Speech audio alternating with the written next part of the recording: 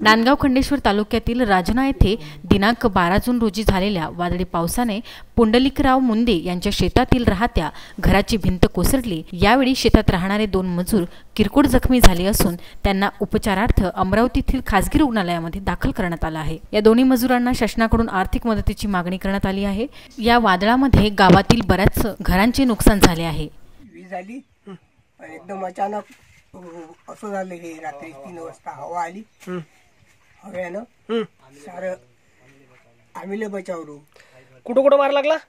छातीले, पायाले। तुम्ही पूर्ण दबले होते का? हो। कोण काढलं तुम्हाला मलम्यातून? पुंडलिकराव काढलं ते ना? हो। पूर्ण फसले होते का विहिरीत याच्यातनी मातीतनी? हा, मातीतनी। हो का?